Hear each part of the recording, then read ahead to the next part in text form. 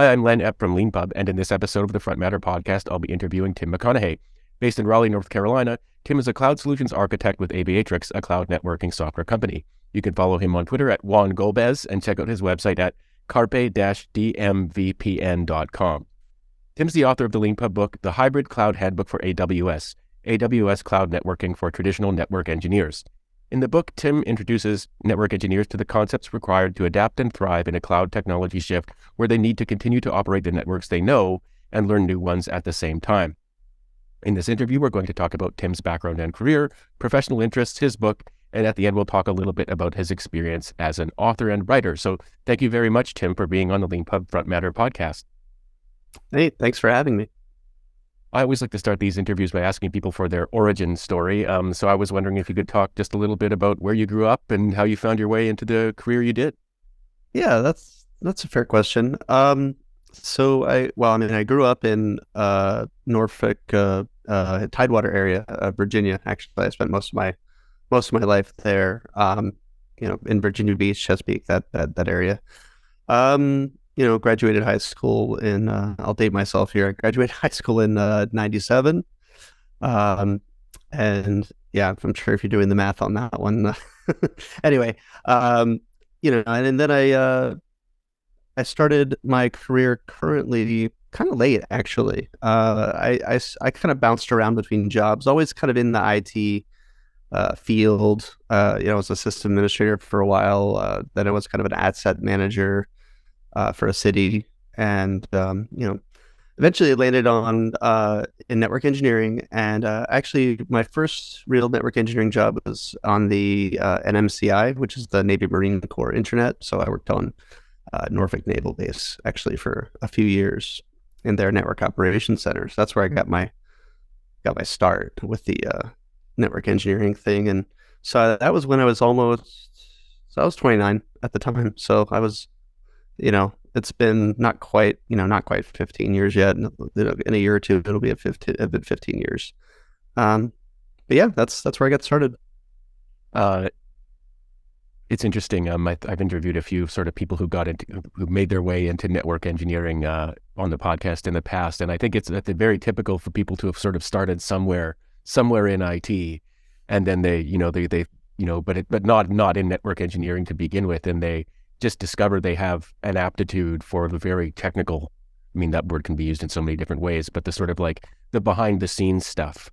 That's the sort of where the real magic happens.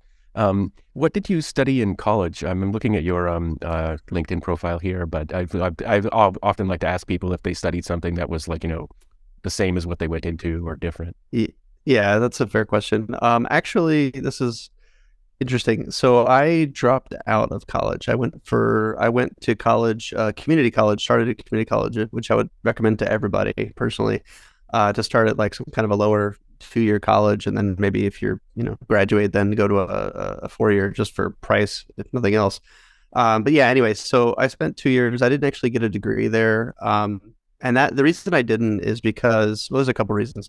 The main one is that they didn't have, should I say, at the college I was going to, they didn't really have a great IT program at the time, actually. It was pretty much computer science or nothing. And computer science, of course, is programming, like deep programming. To put that in perspective, one of the courses I had but never ended up taking was actually one of the old like punch card programming things.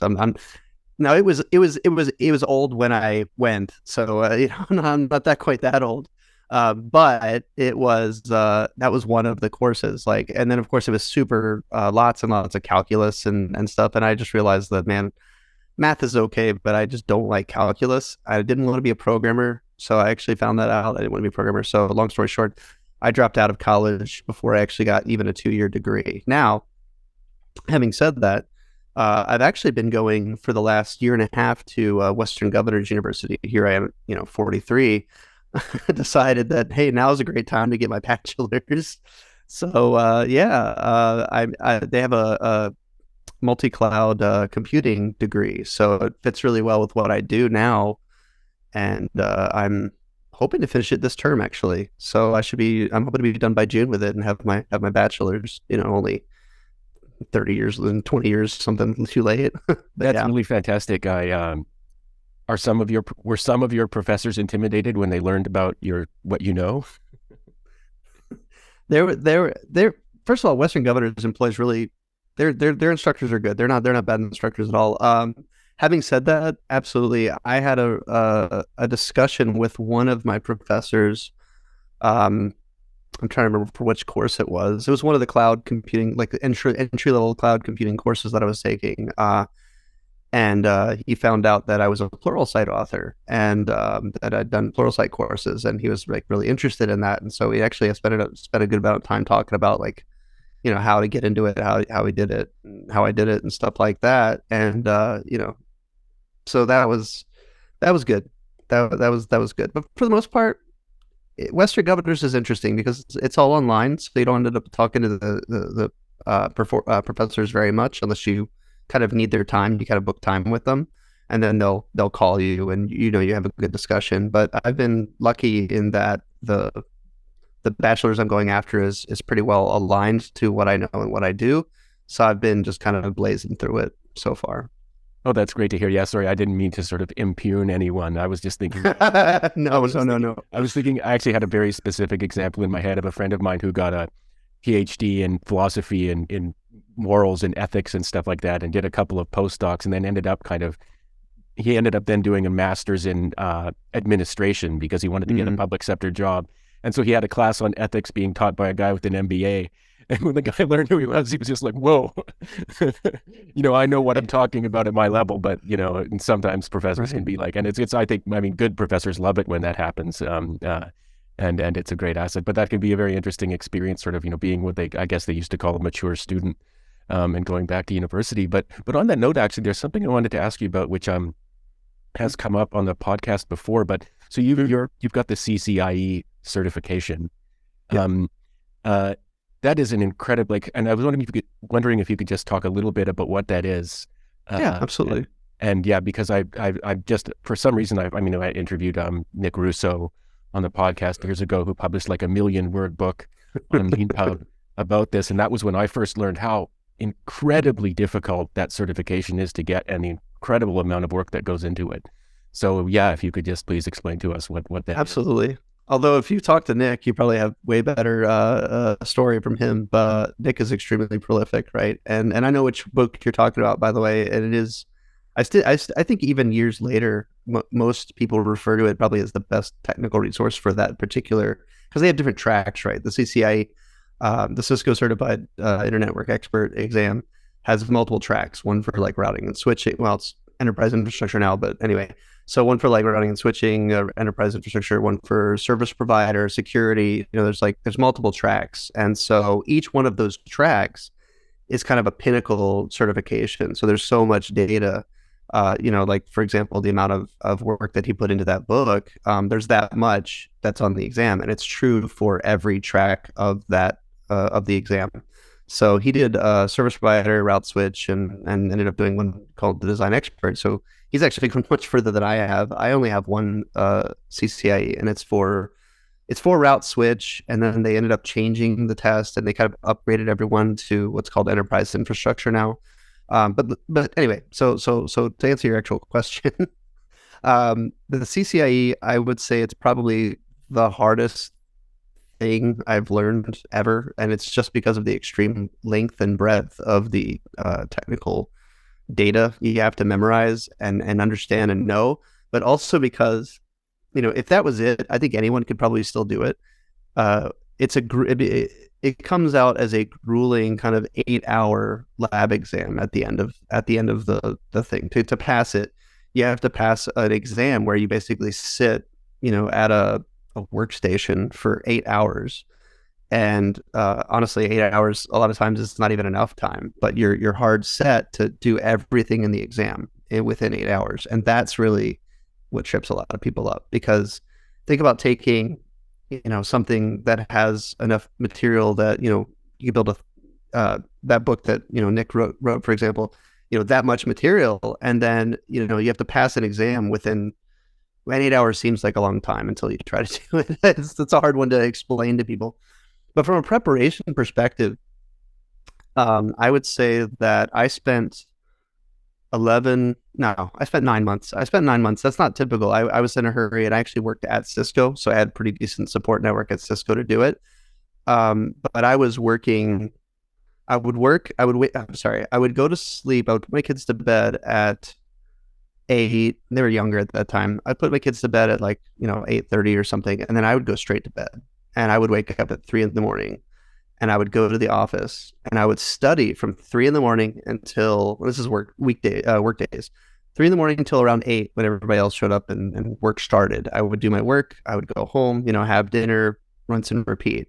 On the weekends, I would actually go into the office, and I would spend 2 8-hour days. I'd be there Saturday and Sunday, 8 hours in the morning, 8 hours on Saturday, 8 hours on Sunday. And so I was putting in probably almost as many work hours, right? So 36 hours, something a week. And that's the kind of commitment that, that exam was taking to be able to do it all. So some people study for it for years. And, what I would say to that is, a lot of times when you study something for years, yes, you will know it, but also it's like juggling, right? Like it's like one of these exams is like juggling. So you're juggling all of this data, and your brain over time starts to lose some of it. So it's a little bit like a sprint as well. You're trying to get it all in your head and then get through the exam and finish it and get the certification before you start dropping, and before life gets in the way. Because if you think about putting that kind of time, life very easily could get in the way and derail that whole thing. God forbid, anything could happen. And because if you drop that, once you're doing the juggling, if you drop it for, even a week or two, you're setting yourself out back quite a bit. So it's a mountain. I like to say it's like a mountain, right? And I try to tell people when they're looking like, hey, I should just go get my CCIE. I'm like, just, understand why you're doing it, and understand, kind of try to wrap your head around really what you're asking yourself and your family to commit to. Get somebody on board with it. Get your significant other, if you have one, kids, just understand what it's gonna take to get there, because you don't want to get up halfway up the mountain, setting out without your tent, without your your materials, get halfway up the mountain and then have to come back down and have nothing to show for it, right? So it's a real commitment. Thanks very much for that really great explanation. It reminded me of conversations I had with a friend of mine who's a neurosurgeon years ago when he was training, and when he talks about sort of keeping up with it as well. I'm really curious. One of the interesting things what I love about talking to network engineers is that, people drive by the big buildings with like Cisco on it or whatever, and they hear cloud and network engineer and stuff, but actually, like, what do you do? It remains a question there. So, for example, you mentioned during the qualification exam, you're sitting there for 8 hours at a workstation, and can you explain what the workstation is, and like maybe give an example of one or two of the tasks you would be given? Yeah, absolutely. So now, do you mean this in context of the exam itself, or are you trying to be more broad and asking more broadly, like about network engineering? More broadly. Okay, does a network engineer do when they're sitting down to work? That's fair. So it's one of those things, and I like to talk when I talk to other people about it. I'm like, when you turn on the water, what do you expect to happen? Well, I expect my water to come out, right? If I turn on the light, I expect the light to come on. If I open a web browser, I expect to be able to connect to the internet, right? It's one of those. It's like infrastructure, right? It's like for granted type of thing, where it's so ubiquitous that it's hard to wrap your mind around the amount of expertise and technology that really goes into it, right? So like I for example, I know for a fact that me turning the water faucet on actually involves an immense amount of stuff to happen in the background.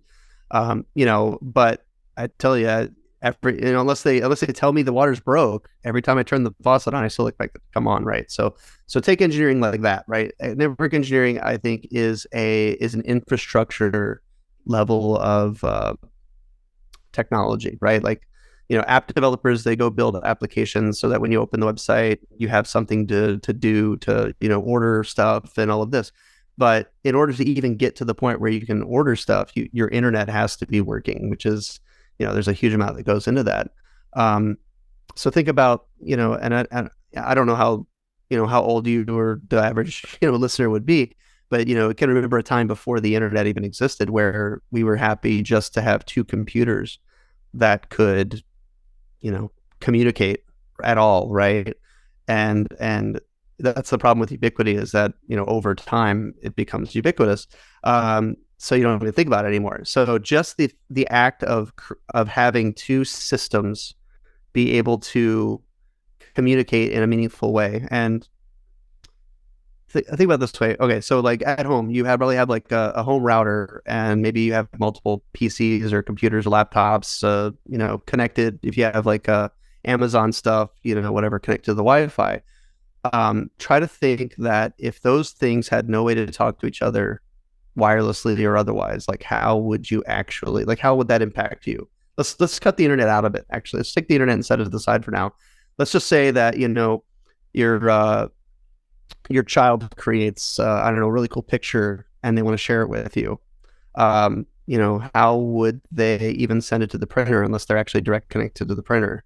How would they get it on your computer so you could take a look at it, right? And they would have to, you have to get a USB drive. You have to go plug the USB drive in, copy it to the USB drive, take the USB drive, go plug it into your computer, and then you can, maybe from your computer, you could print it, or at least you could put it on the screen and look at it, right? And again, using the word ubiquitous here, like this, it's something you don't even think about today. Like you don't even consider that. So when we talk about network engineering, what we're really talking about is the infrastructure, taking care of, designing, operating, and just making sure it works. The infrastructure to allow, and two things to communicate in a way that makes it like useful, right? Like that. I don't know. I'm trying to hit the level without getting like super in the weeds about it. But yeah, I particularly love the when people talk about it and say it's infrastructure, like, and then so when you compare it to plumbing, for example, like, I was thinking about it recently. So I used to sort of like, be in mergers and acquisitions, particularly in utilities space. And so I got to learn about all kinds of infrastructure, including electricity and stuff like that. And I was thinking about that experience recently when there was, I don't know if you came across this, but there was a bit of a kind of culture war over natural gas stoves recently. And I was, let me hang on, I gotta tell you real quick before I forget, because I'll forget it. Okay. We actually did swap. We did. I actually have a natural gas stove, or had a natural gas stove, and I read all the data, and I probably would have been like, yeah, whatever. I'm going to stick with my gas stove. And this, maybe it's not, maybe it is, but my oldest daughter actually did develop asthma, like within the last couple of years. And I did all the research, and I looked it up, and I was like, holy crap, like there's legitimate like studies, like there's legitimate data here. So anyway, sorry, not to cut you off, but thanks very much. I'm familiar at least with what you're talking about, and I actually swapped to an induction stove, and I actually like my induction stove. But anyway, sorry. Yeah, no, thanks very much for sharing that. It's actually interesting. Like, I mean, the sort of like when we think about I guess the reason I was bringing it up was like, we sort of often we think about like I just turn on the tap and I get my water, and that's what plumbing is, right? And so the similar thing with the gas stove is like I turn the dial, and I've got a flame. What more is there to it? But when you know that underground throughout your entire neighborhood is this vast network of pipes with flammable gas in it, and the work it takes to build that, and the money that it takes to build that in the first place, the fact that it has a lifetime that's going to come to an end, the fact that it's leaking everywhere, and that's just a part of gas networks, and when you think about building all of that, when you've already got an electricity network to maybe use a kind of scientific term, do the work that you need to keep things up. The idea of maintaining this entirely separate network, for basically one thing. I mean, obviously people use it for heating, and there's industrial uses and stuff like that. That's different. But like when you think of, when you actually know that, like, underneath your whole neighborhood is this network of tubes with gas in it. That debate takes on a kind of different tenor. But anyway, but it is interesting. It's like that that idea that like, that we all have, like I would have, even though I've interviewed network engineers and sort of work in tech and stuff like that, I still can't help but relate to it as like a switch. And that's all there is to it is it's going to be provided to me and it's going to be there. And when you think about like just the incredible complexity of what it takes to communicate wirelessly in the first place, to do so seamlessly off multiple devices and like across time zones and the globe, and just, it is fascinating and difficult, the work that's done. Which leads me to my next question that I wanted to ask, because one thing I did researching for this interview was find a couple of videos that you had on where you were sort of talking with people on YouTube and stuff, because there's a lot of community around network engineering and stuff like that, and a lot of podcasts and stuff. But there was this one, there were these two, probably I think they were clips from a longer kind of recording, but in one of them you talked with your co-hosts about imposter syndrome. And in another one you talked about, and I really like this, about how network engineers are kind of high strung. And I was just wondering if you could talk a little bit about that issue generally. I mean, why would a network, we sort of answered it in our last couple of minutes of conversation, but why are network engineers typically high strung, and why do they often feel like they're kind of behind people's expectations of them? That's a really good question, actually. Okay, so the imposter syndrome one I can definitely remember. I know exactly which one we're talking about. That was on, I think, Network Collective on a YouTube channel. And anyway, sorry. Anyway, so to answer the first question about imposter syndrome, and it's funny that you mentioned this because I was literally just talking on Twitter in DMs with a friend of mine who is also a network engineer or a network architect that was asking me some AWS questions. And we were talking about it, and he asked the question, and I gave an answer. I said, actually, let me go look this up first.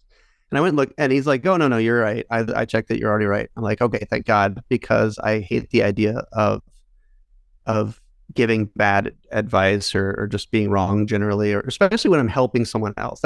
I can be wrong to myself all day, but when I'm helping someone else, it's really, really damning for me, at least in my own head, to be that way. And I remember mentioning to him also, I was like, when you get to our level, like the architect level, and you know multiple domains and you know all this stuff, and people are coming to you for help, it's, you don't feel any different, right? So you almost feel like, the yogi on the mountain type of situation, except you feel like a fraud, right? Like you're like, why are these people coming to me and asking me? I don't know anything more than I knew, 10 years ago or something, right?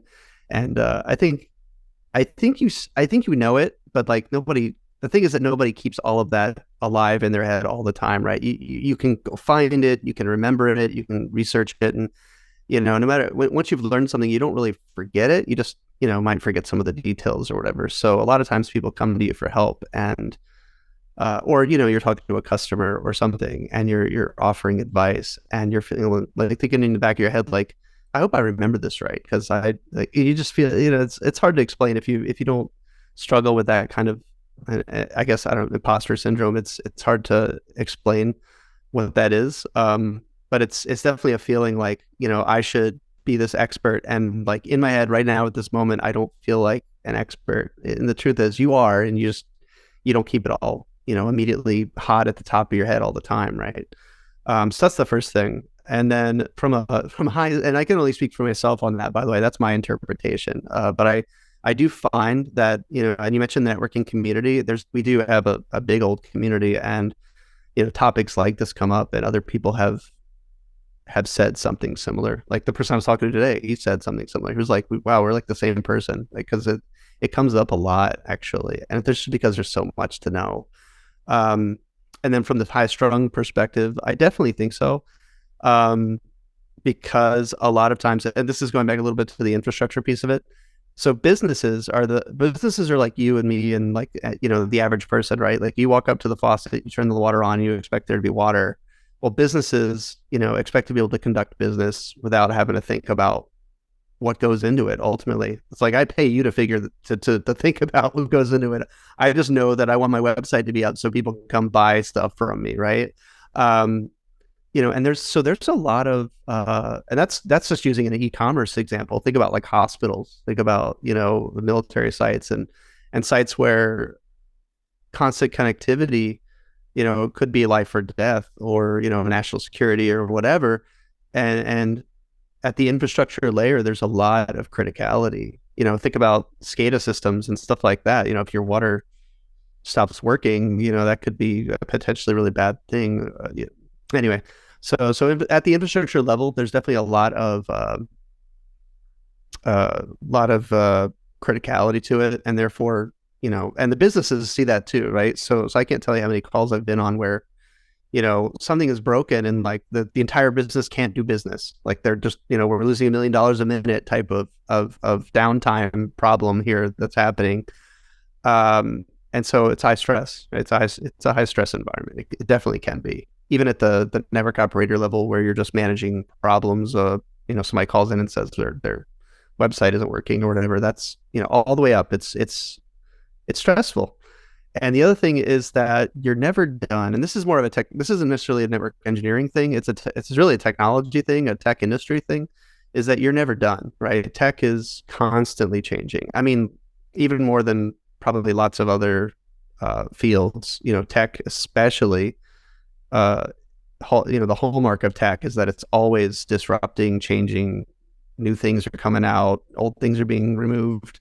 Look at the cloud. The cloud's actually been out for quite a long time, but it's taken this long to get real huge adoption.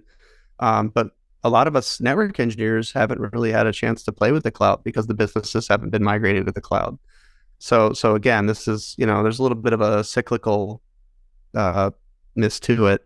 And so you're always, I equate it to being on a treadmill, right? Like you're on the treadmill, and as long as you keep running on the treadmill, everything's fine. You're going to, your career keeps going. But if, God forbid, you ever step off the treadmill, I don't think you can ever really step off the treadmill for any appreciable amount of time. I think you just gave me the great podcast guest gift of an awesome segue into the next part of the interview, where we'll talk about your book, the Hybrid Cloud Handbook for AWS Cloud Networking for Traditional Network Engineers, because that is very much about staying on the treadmill and keeping up with things. Yep. And so I was wondering if you could just talk a little bit about what the book is about and who it's for. Yeah, absolutely. So this what we've talked about just now is what I kept in mind. Because I mean, myself, though I've been an architect for a long time, I've been in network engineering for a very long time. Cloud is newer to me. Certainly, if you look at my pedigree or whatever you to call it, only within the last year or two have I moved into the cloud. So that's still somewhat fresh in my mind. The transition that I've taken from network engineering to cloud network engineering, which really is a different ballgame, different technology, whatever.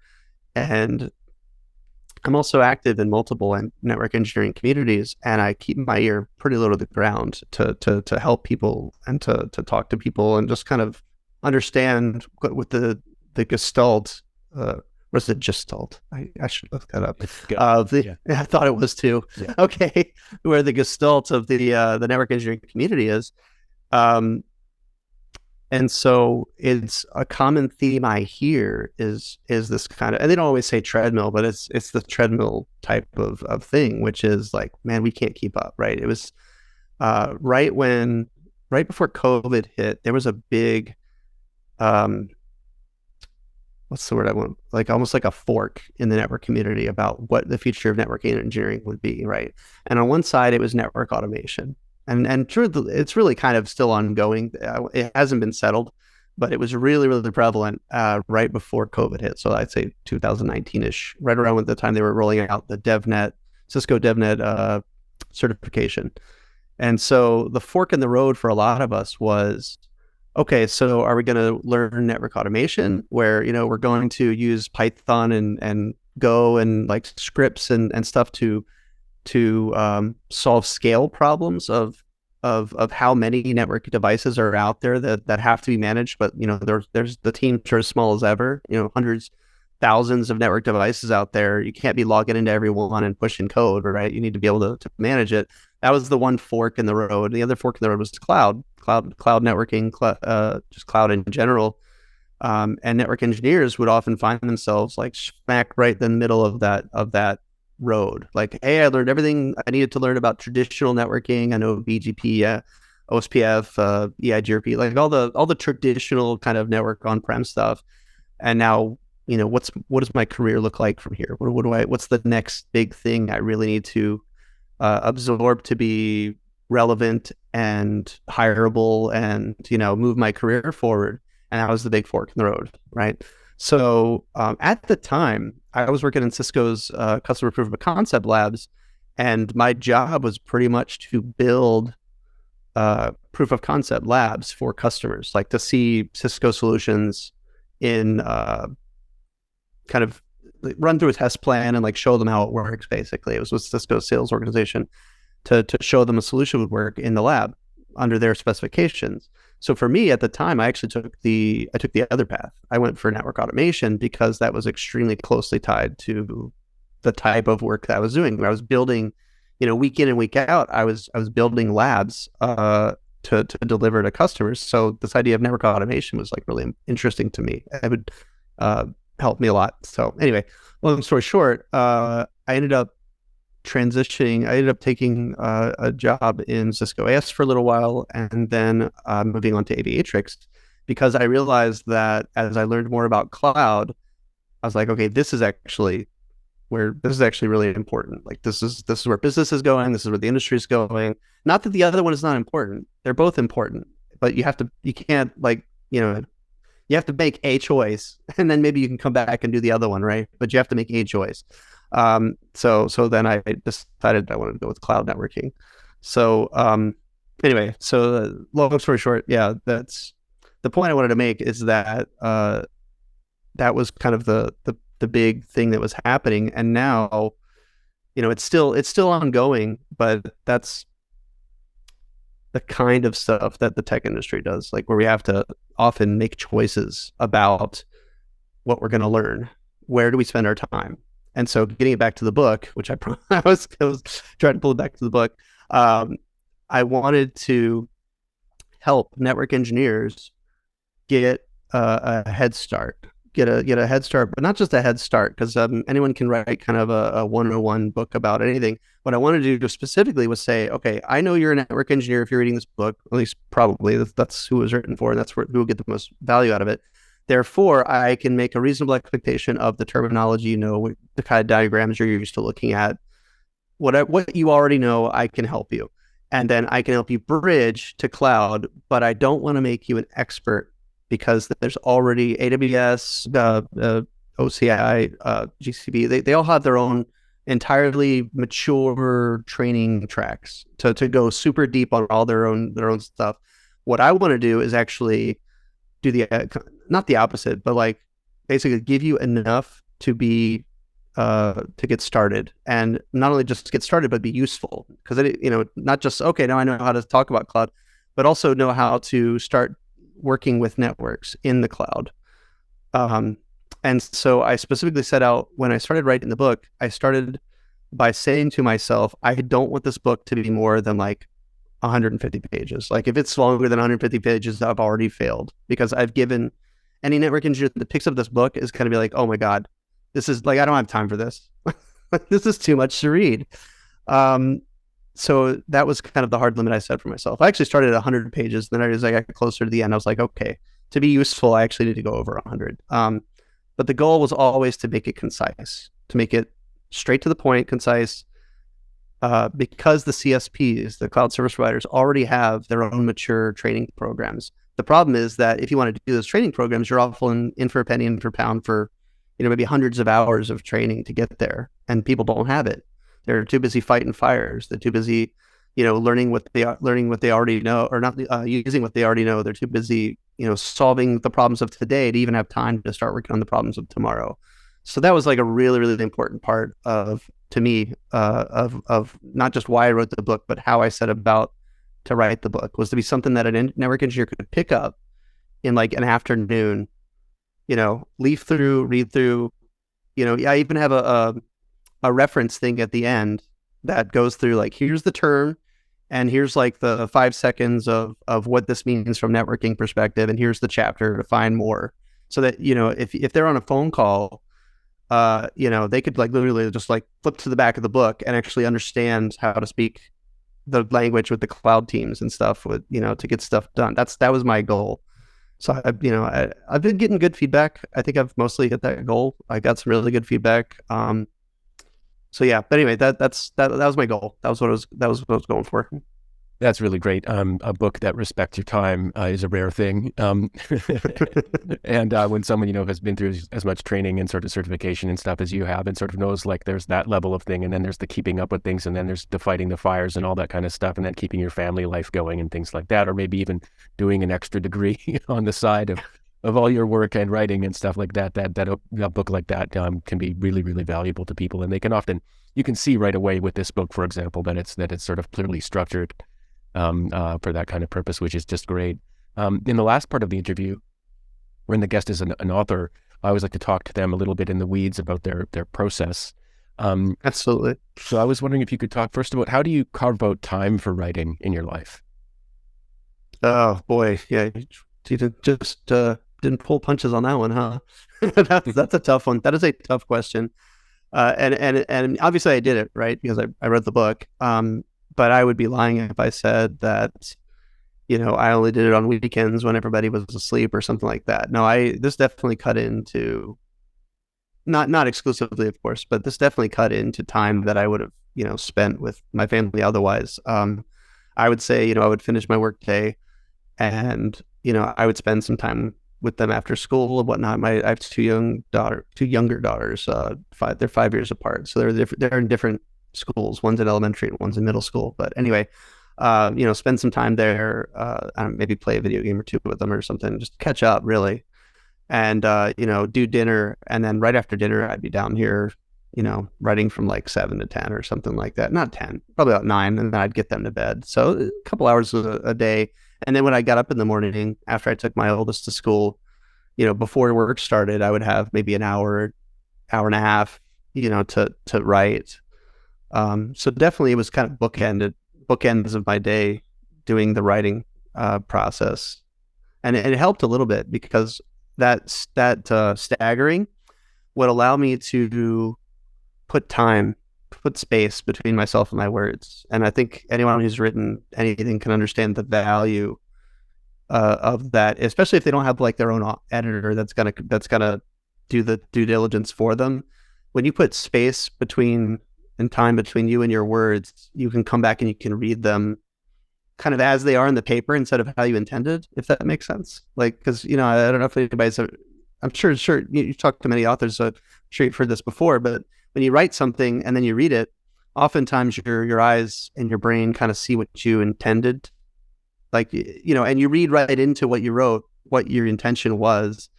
And when you come back to something after putting some time between you, you often read it and realize that, okay, actually this could be taken another way, or I wasn't clear here, or whatever. Something that an editor, if you work with like a traditional publisher and that, had gone through that whole thing, an editor would probably have done for you.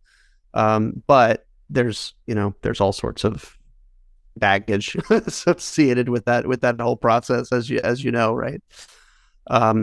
Yeah, no, Sorry, that's a great story. I think one thing for anyone listening who didn't know why there's dedication pages at the beginnings of books, and people thank their partners and their children. Explain why. This if it weren't for you giving me the time and space and support to do this, for example, handing off childcare and things like that, this book would not have been possible. I forget who it was, but I once heard a story about an author who had a study in their house, and their partner called it the room. And whenever the author started a new book project, it was like, oh, I hate that room. You just go in there and you're gone. And I know it's going to be for months on end and hours a day and things like that, and it can be really difficult. But of course, there's the great reward at the end of having the book be out there, and as you say, getting feedback and things like that. One thing I noticed was that your book was published on Leanpub using our upload writing mode. Which means you've used your own tools rather than Leanpub's tools to create the PDF and EPUB files. And so for anyone listening who's sort of curious about the ins and outs of that, what app or tools did you use to actually write and produce your EPUB and PDF files? Yeah, that's a good question. So I used I used Microsoft Word. That was the first thing I used. I actually did I did use the so Leanpub has an editor that you guys have been working on that's actually quite good. It's I forget, you call it Markua. It's like a mark. It's a markdown basically. It's like markdown. Markdown for books is our specification. Yeah. Yeah. Yeah. So I actually did quite a bit of work there as well, and that worked really well. I ended up at the end, for formatting reasons, I ended up kind of converting it, taking the rest and doing it back in Word, and then converting it. But Leanpub also has a really good, um, what's the thing I'm looking for? It has a really good book formatting tool as well, that will format the book such for print, so that you get the aligning, the you get the gutter, and it does the gutter and all of that, where it aligns it such that, okay, this is your left page, this is your right page, and you don't have to do any of that work yourself, which is also really good. So actually, that was also that's how I ended up doing my print copy. Actually, when I ended up doing a print copy, that was the PDF I used actually. That's really interesting. That's actually really a kind of classic Leanpub author story and that's actually that's a sort of one of our recommended writing processes. Is just get going, write your book, and at the end, if you want, and probably when we do recommend using one of Leanpub's writing modes, I mean, that's obvious for there's all kinds of reasons why, including the print ready PDF output option that you have if you use one of our writing modes. But we do say, but at the end though, when you're done writing, now it may be or may not be formatting time. If it is formatting time, go off, either do it yourself in Word or whatever tool you like, hand it off through InDesign to like a sort of, professional book design or something like that, and then come back and switch your writing mode on Leanpub to our upload writing mode and upload the files. So that way you keep all the readers that you acquired throughout the writing in progress publishing process if you did that. And then you can convert to this awesome formatted thing at the end. But leaving the formatting to the end is the sort of typical kind of lean publishing philosophy kind of idea. And I say that as someone who has to fight against the urge to kind of format all the way along myself. It's true. It's true. But yeah, and I also 100% agree with you about actually setting work aside and coming back to it later is incredibly useful for the reasons you described, particularly that Denny's put it very well, that you kind of like in your mind, you conflate your intention with what you actually did. This is true not just in writing, but in other areas of our lives as well. Very true. Which is why there's training tapes in sports and things like that. But anyway, yeah, thanks very much for sharing that process. That's really, really interesting. The last question I always like to ask on the podcast, if the guest is a Leanpub author, is if there was one thing about Leanpub that had you just shaking your fists going, damn you Leanpub, the whole time or on occasion, or if there was one magical feature that we could fix for you or one magical feature that we could build for you, can you think of anything that you would ask us to fix or do? Let me think about that. I would say 99% of everything that I wanted to be able to do, I was able to do. I was very pleased with and this isn't the first book I've written with Leanpub. It's the first one that I took all the way to actually ended up being print as a physical copy. But I have a couple other book bundles on Leanpub, and in those cases, I didn't use Leanpub at all because I didn't use Leanpub's authoring tools, should I say, at all. This was years ago. This was maybe two or 3 years ago now. So maybe some of the stuff wasn't even here at that time. I had just written it in Word, I formatted it in PDF, and I did upload, and I was done. This time, of course, I kind of alternated back and forth. The only problem I had was I had one problem at the end, and it was just in the book generation. And I had trouble generating the book at the very end.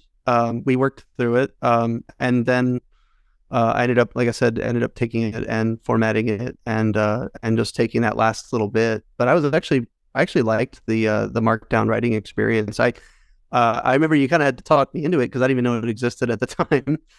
When I'd first reached out to you guys after I'd gotten the author membership, which I'm very happy with, and I didn't quite understand the writing process because I'd never done it before, using the Leanpub authoring process. And you guys were really patient with explaining some of the questions I had that and all of that. So I actually really enjoyed the process. It was just at the end I had some book generation problems, which that's just my understanding is the tool that you've got is just always like it's constant. You got the constant improvement thing going to make it better. So Yeah, was that I'm hopeful.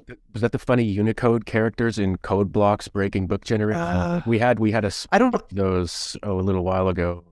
Yeah, I'm not sure. I'll be honest. I'm not 100% sure. Honestly, I would have spent the time to figure it out, but I was under a deadline to like a kind of a self-imposed deadline. But I'd kind of committed that I was like, hey, I was going to print this, so I didn't really have a lot of time to troubleshoot it. But I know but that's the thing. It's a markdown writer. You guys have kind of created your own authoring tool, so you can't expect that everything would work necessarily 100% every time. So I'll.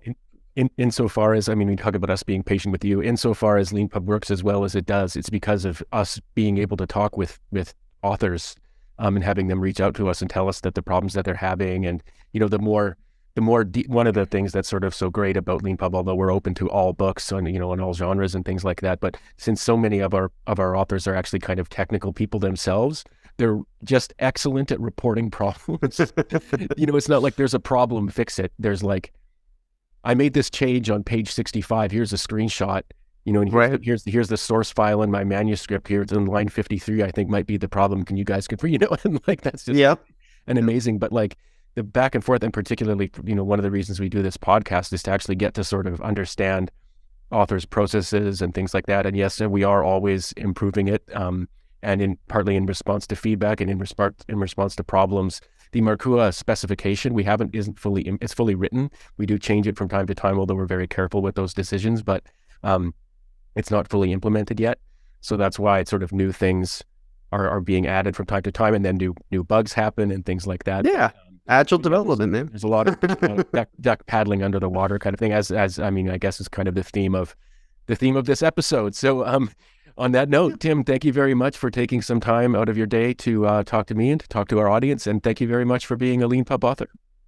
Yeah. I'm very, very pleased. Very happy to be one. Thanks.